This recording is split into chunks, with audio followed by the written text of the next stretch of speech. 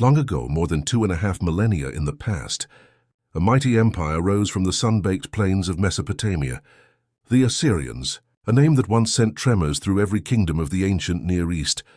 Their armies marched like thunder. Their chariots roared across the battlefield like storms breaking over stone walls. Cities crumbled, enemies fled, and terror carried their reputation farther than their banners could reach. But what was the secret behind this unstoppable war machine? What made these soldiers not only fierce in battle, but disciplined, hardened, and loyal to the point of fear? The answer lies not only in victory, but in the hidden rhythms of daily life inside the Assyrian military camp. Here every dawn began with the blast of a chilling trumpet. Here discipline was forged in sweat, in hunger, and in endless drills. And here, among tents and firelight, men prayed to their gods, shared meager rations, and found fleeting moments of laughter before the next campaign. This is not just the story of battles. It is the story of order, of culture, of survival. Step inside the camp, walk among the soldiers, and discover how the Assyrians turned discipline into destiny, and destiny into empire. The night is brief. The cold still clings to the earth, and then a trumpet splits the silence. Every soldier stirs. There is no gentle waking, no stretch of leisure, only the sharp call of duty. They rise from thin bedrolls, shoulder to shoulder, inside cramped, smoky tents. The air smells of sweat, leather, and iron. A camp of thousands, waking as one. No man lingers. To hesitate is to invite punishment. In the Assyrian camp, discipline is life itself. Outside, the first light spreads across the plain. Helmets gleam faintly. Spears stand like a forest of steel. The soldiers gather, their faces set, their eyes fixed. Weapons are checked. Armor is inspected. Orders are spoken short and sharp, echoing in the morning air. The day begins not with comfort, but with readiness. Every dawn is a rehearsal for battle. Every sunrise reminds them they are soldiers first, men second. Life inside the Assyrian camp was not built for comfort. It was built for endurance. Soldiers slept on coarse mats, laid directly on the ground. Thin blankets offered little against the desert night's chill. The tents were crowded, men packed tightly together, their armor stacked in neat rows by their side. Privacy? There was none. A soldier's world was shared space, shared hardship, shared silence. When the rains came, water seeped through the seams. When the heat rose, the air inside became suffocating. Yet complaints were rare. Hardship was expected. Hardship was training. Every object had its place. Weapons polished. Rations stored. Even the smallest disorder could bring punishment. This was not a camp of leisure. It was a forge. A place where men were stripped of comfort and reforged into instruments of war. And for the Assyrian soldier, the message was clear. If you could survive the camp, you could survive the battlefield. The sun is barely above the horizon, yet the camp is already alive. Lines form quickly. Rows of soldiers stand tall armor, strapped tight weapons gripped with practiced precision. The centurions walk among them, eyes sharp, movements deliberate. Every detail matters. A dent in a helmet, a frayed strap on a shield. Even the smallest flaw can mean disgrace. Inspections are swift. Corrections are harsh. For the Assyrians, readiness is not an option. It is survival, then come the orders. Some men are assigned to patrol the perimeter. Others prepare for drills, archery, spearwork, chariot training.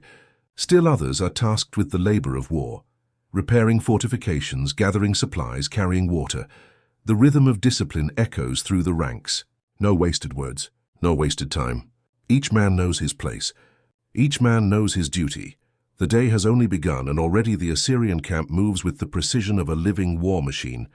The muster ends, and the real trial begins. The training grounds shake with motion. Arrows hiss through the air, thudding into wooden targets with sharp, final cracks. Spearmen thrust forward in unison. The sound is like a drumbeat of warwood striking wood, metal scraping against shields. Nearby, pairs of soldiers spar with swords. Blades clash, sweat drips. Each strike meant to kill, yet held back just enough to keep the partner standing. And then the chariots.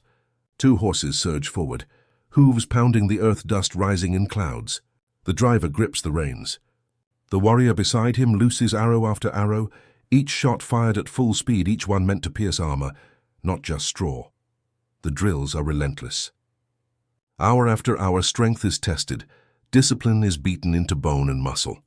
Failure is not forgiven. A weak arm, a slow step, a missed mark all bring swift punishment. For the Assyrian soldier, training is not practice. It is survival rehearsed. Every cut, every thrust, every shout of command is preparation for the battlefield where hesitation means death. The Assyrians were not just warriors, they were engineers of destruction. On the practice grounds, towering wooden walls stand waiting, mock fortresses built only to be broken. Teams of soldiers surge forward with heavy rams. The beams crash into the gates with bone-rattling force, again and again, each strike shaking the ground, each strike rehearsing the fall of a city. Elsewhere, ladders slam against walls. Men climb swiftly, shields raised above their heads. Arrows rain down from defenders above, not real, but enough to remind them of the danger. One misstep, one slip of the hand, and the fall is merciless. Sappers practice tunneling, digging beneath wooden structures, setting fires to collapse the walls from below. The smoke curls upward, a grim rehearsal of the cities yet to burn. These drills are not mere exercises. They are rehearsals of conquest. Every soldier learns his role. Every motion is measured until storming a fortress becomes second nature.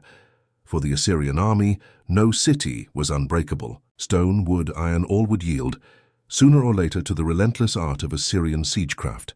Not every duty in camp was glorious. Not every soldier spent the day with sword in hand. Between battles, the lifeblood of the army was labor.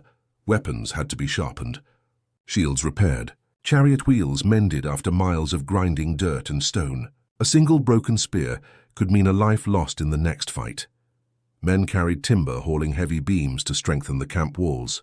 Others dug trenches, their hands blistered, their backs aching under the sun. Food had to be found. Some soldiers were sent to forage in nearby fields and forests.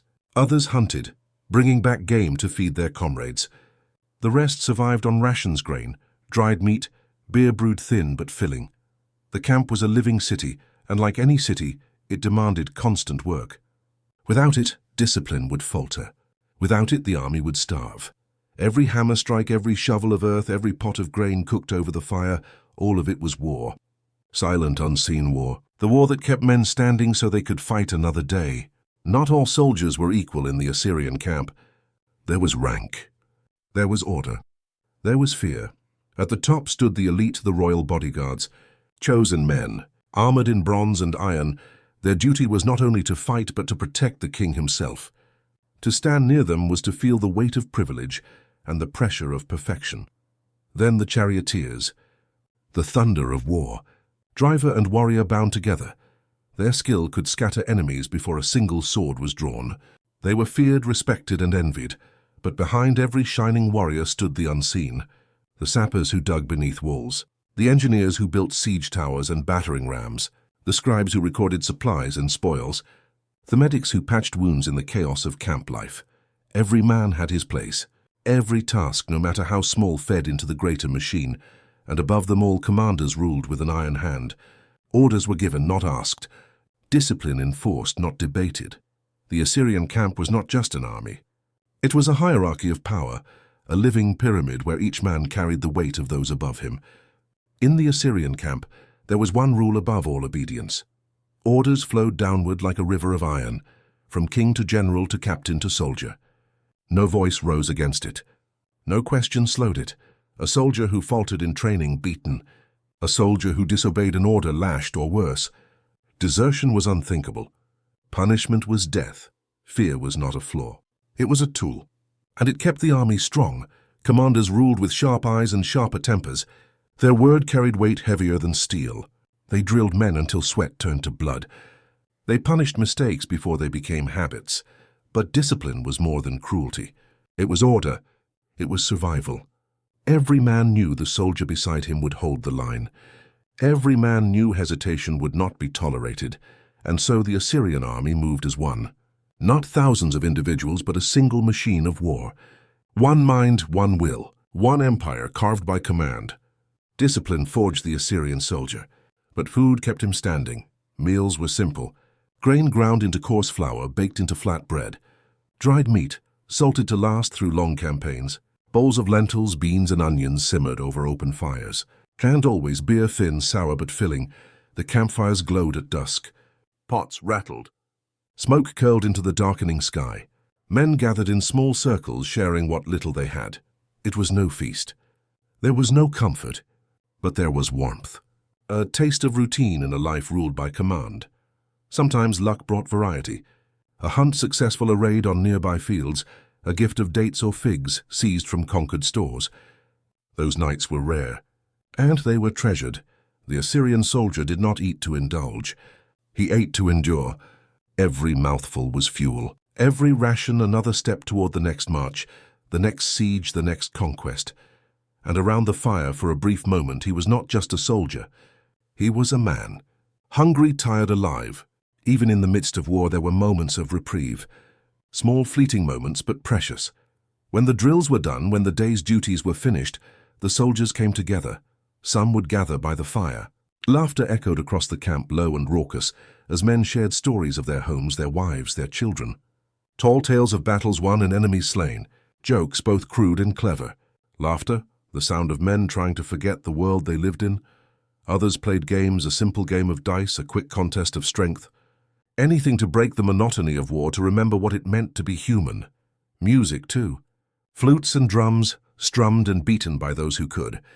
The melodies were simple, but they carried a sweetness that lingered long after the music had stopped. For a brief moment, the soldiers could forget the endless grind of war, forget the never-ending drills, the constant vigilance. It was in these moments that morale was built, not on the battlefield but in the quiet, stolen hours. It was here, in the warmth of the fire and the company of brothers, that the true spirit of the Assyrian army was forged. For when the drums of war began again, it was these men laughing, singing and playing who would rise to fight once more. When the fires burned low and the camp grew quiet, another presence was felt. The Assyrian soldier did not march with steel alone. He marched with the unseen. Around necks hung amulets, small carved figures of gods and spirits. Some were shaped from stone, others from clay or bone. Each promised protection. Each whispered of power greater than any man before battle. Rituals were performed. Incense burned, smoke curling upward like prayers carried to the heavens. Priests recited chants, their voices steady, measured, ancient. The soldiers listened, heads bowed as the gods were called to guard them. Fear was constant in the Assyrian camp, but faith was stronger. A man who believed he was protected fought with a harder edge, with courage that pushed him beyond exhaustion. They prayed to Ashur, the great god of empire, to Ishtar, goddess of war and love, to Shamash, lord of the sun and justice, and to spirits lesser known but no less feared. Each soldier carried his faith differently. A whispered prayer before sleep, a kiss pressed to a charm before a march, a silent promise to the gods in the heart of battle. Steel alone could not hold an empire. It was steel and faith bound together that made the Assyrian army unstoppable. In the Assyrian camp, peace was never trusted. Calm was only an illusion. At any moment the horn could sound a warning, a call to arms, and when it did, the camp erupted into motion. Men snatched weapons from the ground. Helmets slammed onto heads, shields locked. Together in practiced rhythm, the earth shook beneath the stamp of boots. Within moments the army was ready, a living wall of iron prepared to meet whatever threat loomed beyond the firelight. Sometimes it was only a drill, a test of speed, of discipline. Other times it was real scouts, reporting enemy movement, a raid from desperate foes, the whisper of ambush in the night. The Assyrian soldier lived with this constant edge. Sleep was never deep. Rest was never complete. Every man knew the horn could tear him from dreams and throw him back into war. This readiness, this unbroken state of vigilance was as vital as the sword itself. It meant survival, it meant victory. And it reminded every soldier of a simple truth: the shadow of war was always near. The clash of steel has ended. Silence falls over the battlefield. Smoke rises from smoldering walls. The ground is churned with mud and blood. Victory is in hand. Yet the soldiers move with methodical calm. The camp is alive with activity, but now the energy has shifted. Sentries march with tired eyes. Engineers repair siege engines. Men carry the wounded, tending to cuts and burns with careful hands. Loot is divided, gold, grain, and captives, each item accounted for, each man knowing his due. Celebrations are brief, controlled. The army knows the king expects order even in triumph. Around the fires, the soldiers recount the day's deeds. Praise is given for courage, lessons are learned from mistakes. Stories rise like smoke, mingling with the scent of roasting meat. Yet, even in victory, the Assyrian soldier does not forget discipline. Sleep is measured, duties continue. Tomorrow the march will resume, the next siege awaits, and the shadow of war never fully lifts. The empire endures not only because of victories, but because of what the army became. Discipline drilled into muscle and mind spread beyond the camp. Order, cruelty, and efficiency created a reputation that traveled faster than armies ever could. Kings, merchants, and villagers whispered the name Assyria in fear. The empire's power lay in the combination of might and method. A soldier trained to endure hardship, obey without question, and strike without hesitation became an instrument of terror. The camp's daily rhythm, harsh, exacting, relentless, was a microcosm of the empire itself. It molded men into warriors, men into enforcers of order, men into living legends across the plains and cities of the Near East. The story was told, mess with Assyria and you would face the unbreakable machine. The legacy of these camps, the drills, the faith, the discipline ensured that the empire's shadow lingered. Long after the last horn sounded, the Assyrian army was more than steel and fire. It was a system, a culture, a relentless force. And through that force, the Assyrians carved an empire feared by all.